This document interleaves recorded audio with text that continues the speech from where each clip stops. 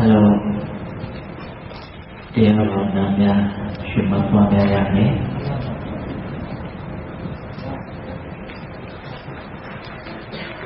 ဝိုင်းများကတင်လေးကိုတိုင်းနဲ့ဝိုင်းများကကျွတ်ကျွတ်တိုင်းနဲ့ရှိရည်ဖြစ်ပေါ်တယ်။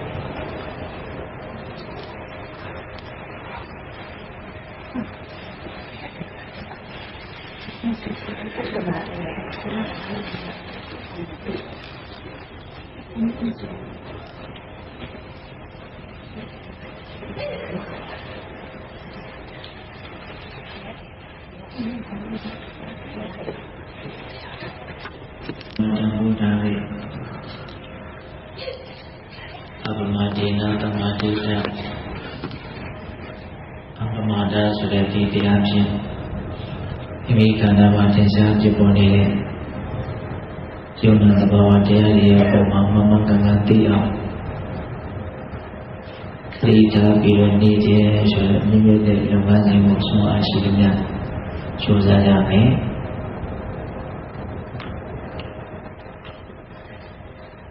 ပုဂ္ဂိုလ်တ attva မဟုတ်သဘာဝတရားများရဲ့ဖြစ်ပေါ်ပြောင်းလဲနေမှုမမကန်ကန်သိတဲ့မြင်တဲ့ဉာဏ်ပညာကိုရဖို့အတွက်တတိဝိရိယနဲ့ကြိုးစားအထောက်ကြမယ်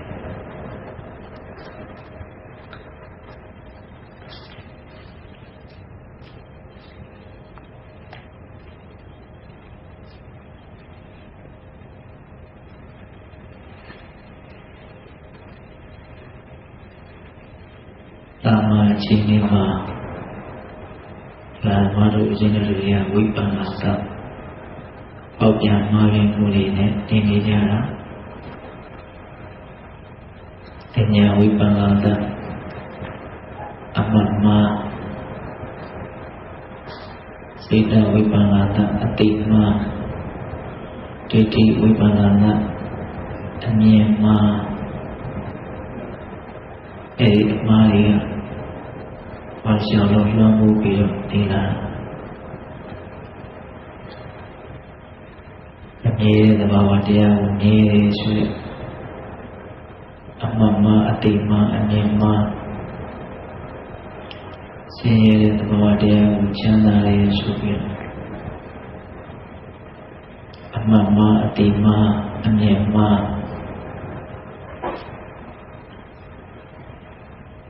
ကျိုးမရမပိုင်နိုင်တဲ့သဘာဝတရားတွေကိုကျိုးရတယ်ပိုင်နေနိုင်တယ်ဆိုရင်အမှန်မှအတိမှအမြင်မှ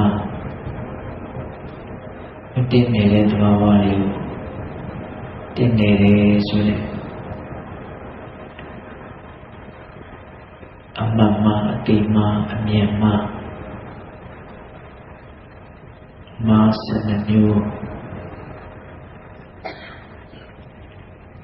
ပညာဝိပဿနာတစေတဝိပဿနာတဒိဋ္ဌိဝိပဿနာတအမြဲတာကိုမြဲတယ်အကောင်းတာကိုကောင်းတယ်လူတာကမရှိတာကိုရှိတယ်ဒီတင်နေတာကိုတင်နေတယ်ဝိပဿနာတစ်မျိုးတစ်မျိုးလေးအချင်းအရာ၄မျိုးနဲ့အောက်ပြန်မှားရတယ်ဝိပဿနာတရား12ပါး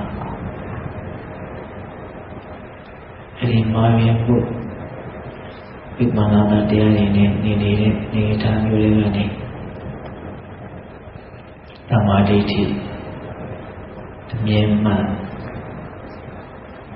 ဖြစ်ပေါ်နေတဲ့သဘာဝတရားကိုမမကန်ကန်သိဖို့မြင်ဖို့အတွက်တတိထားပြီးတော့ကြိုးစားကြရတတိဆိုတဲ့သဘာဝတရားဒီတရားမှာဆိုရင်တတိကြီးပါတယ်တတိဆိုတာအောက်မေ့တဲ့သဘောအမှတ်ရတဲ့သဘောပါဠိကိုအောက်မေ့အမှတ်ရနေတာလို့ဖြစ်ပေါ်နေတဲ့သဘာဝတရားတွေကိုအပူအလိုမလုပ်ပဲနဲ့ဖြည့်ဆွဲခြင်းနှုတ်ပဲခြင်းမလုပ်ပဲနဲ့ဘယ်လ လိုက်မှုမရှိဘဲနဲ့ဖြစ်နေတဲ့အတိုင်းလေးအမှန်ကန်ကအမှတ်ရနေတာအောက်မေ့နေတာသိသိနေတာအဲ့ဒီတတိကိုဆက်ဆက်မပြတ်ဖြစ်ပေါ်နေအောင်ဝိရိယနဲ့ကြိုးစားရတာအဲ့ဒီတတိရှိနေရဲ့ဇာတော်တော်မောဟအစရအကုသိုလ်တရားတွေကိလေသာတရားတွေဖြစ်ခွင့်မရဘူးကိလေသာခြင်းတွေဝင်လာမှုအတွက်တတိကအလုံးစုံဆုံးကာကွယ်ဆောင်ရှောက်ပေးတာ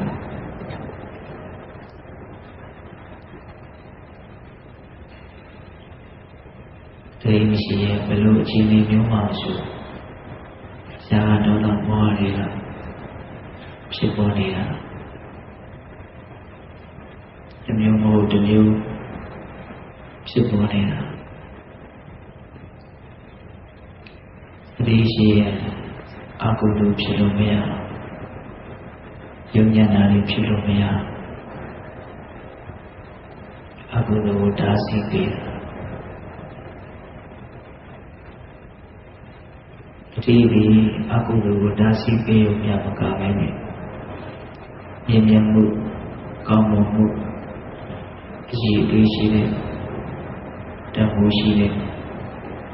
မြင်မြတ်မှုတဘာဝတရားတွေဖြစ်ပေါ်အောင်လည်းဆောင်ရွက်ပေးနေဒီတတိတရားကြောင့်ပဲမမကံကတိမှုမြင်မှုဉာဏ်ပညာဆိုတာဖြစ်ပေါ်လာပညာဆိုတာအလကားရတာဟုတ်ပါပရိဒါနေပါများလို့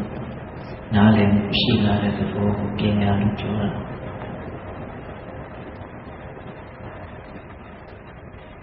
ပရိမထားလို့အမှန်တိုင်းသိရတာပရိထားရင်အမှန်တိုင်းသိရတယ်ဒါကြောင့်မြတ်စွာဘုရားအပမဒိနတမဒိတပရိတရားဖြင့်ဘုရားတရားကိုကြည်အောင်ကြိုးစားရမယ်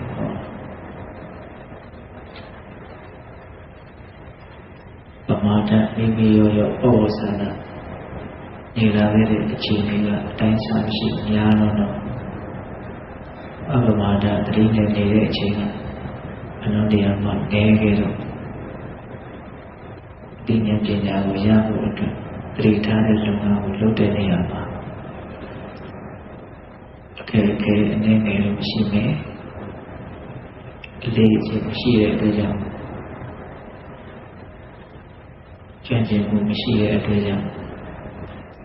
အဲဒီနဲ့အစမပြေမှုဆိုတာရှိနိုင်တယ်သူတို့အလွန်တဝူးကြီးရဲ့လုပ်ငန်းကိုလုပ်တာလွယ်လွယ်ကူတတ်တောင့်တတ်တာရှုပ်ရှုပ်ကြီးတော့ဖြစ်သွားမှာမဟုတ်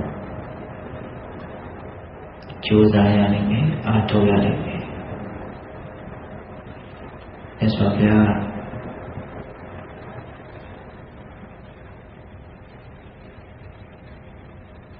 အတာအသွေးခန်းချောင်းခြင်းခန်းချောင်းသွားပါလေ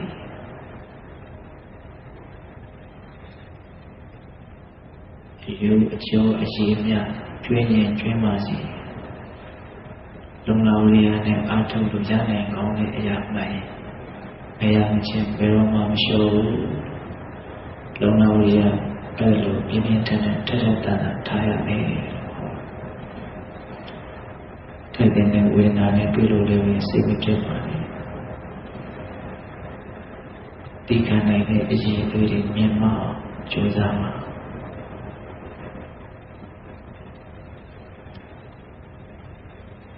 လွန်တမှုရှိတဲ့အလုပ်ကိုလုပ်နေတာ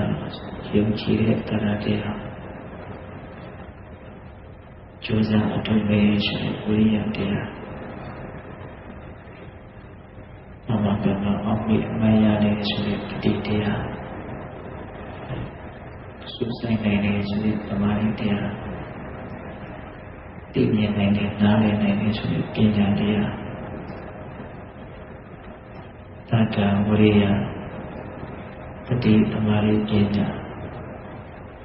အားအစွမ်း၅မျိုးနဲ့မြင့်မြတ်တဲ့လုံငန်းကို လုံနေကြရတာငါလုံနေတာမဟုတ်ဘူးသူလုံနေတာမဟုတ်ဒီအားတွေကလုံနေတာဒီအားတွေရှိလုံနိုင်အဲဒီအလုပ်ကိုလုပ်ဖို့ဆိုရင်အားရှိဖို့လိုအပ်တယ်အဲဒီလိုပဲဒီလိုအလုပ်ကိုလုပ်တဲ့နေရာမှာလည်းပဲတတခွန်အားလေးရခွန်အားတတိခွန်အားတမာတိခွန်အားပညာခွန်အားလွန်တရားမှလိုအပ်ပါတယ်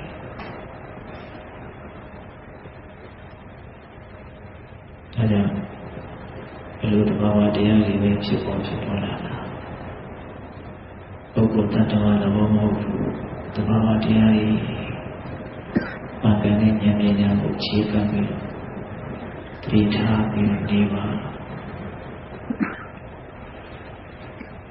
ဝင်လေဝင်တိုင်းထီတိုင်းတည်အောင်ကြိုးစားပါဝင်လေဝင်တိုင်းထီတိုင်းတည်အောင်ကြိုးစားပါတဏှာနဲ့များတတိစအောင်ကြိုးစားပါ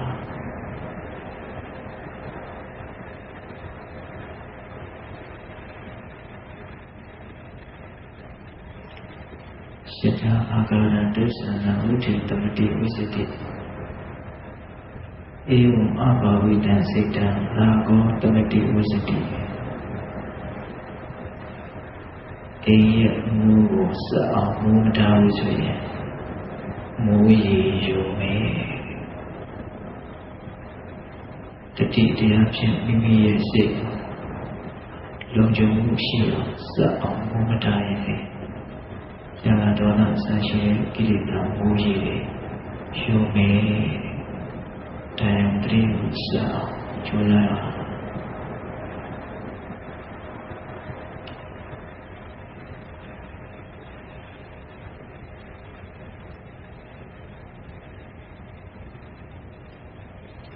ဒီဝင်နေထီတိုင်း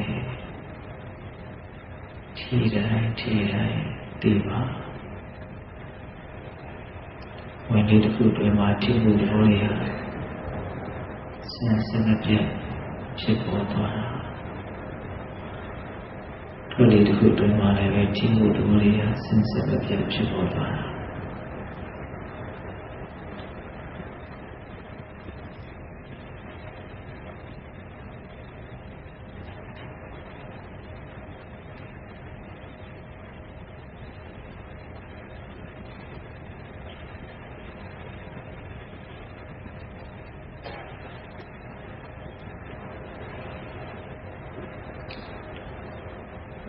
ရုပ်ပိုင်းဆိုင်ရာစာအားလာကိုစာတောက်ထားတဲ့အခြေအနေကြောင့်၎င်းစိတ်ပိုင်းဆိုင်ရာအခြေအနေကြောင့်၎င်းပြည့်နေတာတွေထိုင်မှန်တာတွေအားမရှိတာတွေကမ္မထာတော်နာရဲ့အနောက်ဆက်ဖြစ်တဲ့အဲ့ဒီအနေအထားတွေကိုတဏှာနဲ့ကြုံလွန်နိုင်အောင်ကြိုးစားရမှာဝိရိယကိုတထတန်ထားပါ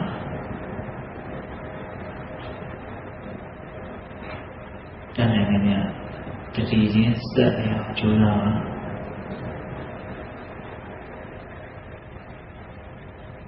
အဓိကနားလည်မှုဆိုပညာတရားရအောင်အားထုတ်ရတာဖြစ်နေတဲ့သဘာဝတရားကိုနောက်မှကံကတတိထားနေမှလည်းပဲသဘာဝတရားတွေရဲ့သဘောလက္ခဏာနားလည်နိုင်တာပုဂ္ဂိုလ်တ attva လောဖြစ်နေတာမဟုတ်ပါဘူးသဘာဝတရားတွေဓမ္မနိတ္တနေစီဝသဘာဝပုဂ္ဂိုလ်တ attva မဟုတ်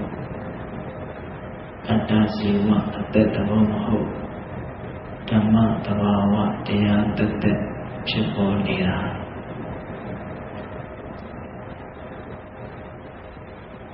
အဲဒီမမကံကတိမှုမြင်မှုအတွက်တတိထားကြရတာတတိတွေစဉ်စဉ်မပြတ်ဖြစ်ဖို့အတွက်ဝိရိယနဲ့ကြိုးစားကြရတာဘုံမျက်စုံသောကြိုးစားအထောက်အပံ့ဖြစ်ပါလေ တတိယဖြစ်နေအောင်ကြိုးစားရတာတော့တန်ဖိုးရှိတဲ့ကြိုးစားမှုဆိုတာလောကမှာမရှိပါဘ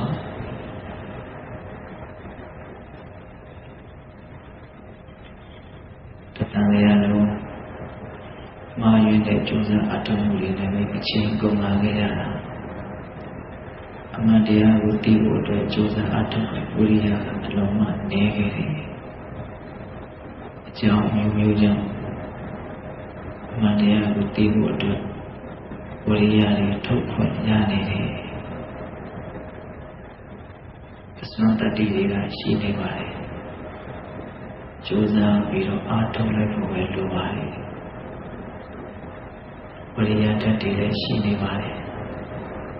ပဋိတတ်တွေလည်းရှိနေပါတယ်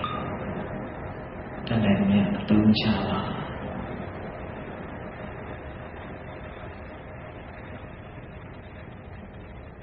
မဒီဝနဲ့ထီတိုင်းတည်နေအောင်ကြိုးစားပါထွက်လေထွက်တဲ့ထီတိုင်းတည်နေအောင်ကြိုးစားပါ